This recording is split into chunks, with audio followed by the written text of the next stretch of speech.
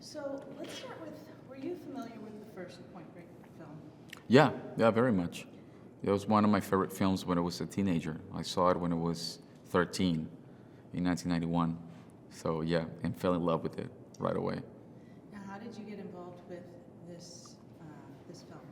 I was approached by Ericson Core. He sent the script to me. We had a lunch, and we clicked right there. I mean, I was really fascinated by his take and his vision on this film and the way he wanted to retell or to recreate this story, and we decided to do it. Now, you say recreating this film because I know that there's a huge fan base for the first film. So was there any sensitivity to how you were going to recreate the story, and what were some of the differences and some of the similarities? Yeah. Well, the similarities, they have to do with the rebellious spirit of the first film, and that is something that we also carried to this film. I mean, that's something that we kept and that we actually tried to enhance, adapting it to the reality of the times that we live in. I mean, the world has changed a lot in the last 25 years, so we couldn't tell this story in an identical way. And that was never the intention. I mean, we wanted to recreate, we got inspired by the first one and wanted to reimagine this story. I mean, the structure is very similar, but the stakes are higher, they're different, and the circumstances are different as well. So how would Bodhi's got a very interesting philosophy. How would you describe his philosophy on life?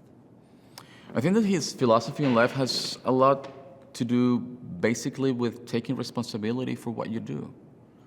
I think it is about making choices in full consciousness, not letting other people make choices for you. You take responsibility for what you do, and you take responsibility for the consequences of what you choose. And I think that that's mainly his philosophy, the Bodhi that I played. It's about being conscious and not being pushed and not being a follower and not necessarily a leader. I mean, he just needs to take responsibility for what he does, and the world around him and the people who are close to him to also take responsibility for what they do. Do you feel that, in your mind, is Bodhi a villain or a hero? Because he does push the envelope a little bit on his philosophy. So how do you see him? I think that is a matter of point of view. He might be a hero for some people. He might be a villain for some other people. For me, I don't really get hung up in those kind of labels. It's too dangerous. I think that it's too much weight to be called a hero or a villain. They're too extreme. They almost seem a caricature to me, a little bit cartoonish. I think that he's a man with a lot of contradictions. As I told you before, he strongly believes in making your own choices and taking responsibility for those choices, but his actions could be highly debatable as well, and they could seem also as an imposition for some people, but that's his code, and he's very committed. Yeah. Did this role change at all your outlook of your world as far as Bodhi's philosophy goes? Or did you identify? Were you already identified with sort of what his philosophy is? Yeah, I mean, I identify with making conscious choices. I do identify with that, and being aware of the consequences of the things you do, and being responsible.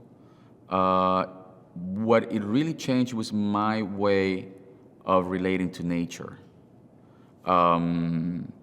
In very small things. For example, right now I cannot leave a water bottle half full without drinking it all. I have already problems with the plastic bottle, but at least, you know, I have to finish it. And I kind of like make everyone around me finish theirs, you know, especially in sets and, you know, and also in press junkets and, you know, in interviews. That is something that I can't stand right now because of, I think as a result of being so close to nature in the way we were for this film. I mean, there's something that really changes in you when you have the privilege to witness the majesty of nature. We went to some of the most beautiful places in the world existent right now. Many of those are going to go away in 30, 40 years, and that is tragic, but it's the reality. I mean, some of the glaciers where we shot will be melted. A lot of gold mines are being built close to Angels Falls. So who knows? Who knows if it's going to be there in 30, 40 years? So I think that we most of us are in the last century, we have been living in urban. Most of the world, they live in urban cities. You know, very, very detached from nature. So we buy our groceries and we buy our milk and the things that we need in supermarkets. So it makes sense that we don't defend or we're not as involved in stopping the destruction because we are not directly related and bond to nature. And I think that one of the things that this movie also helped me to realize and to change is my approach. And now I really want to be close to nature so that I could be more conscious. So I think that instead of punishing ourselves in saying, yeah, we're so vicious and we're destroying the environment, it's more about going to nature, building a bond with nature, and then protecting nature will become a reflex for all of us. And I think that is something that I take away from this experience.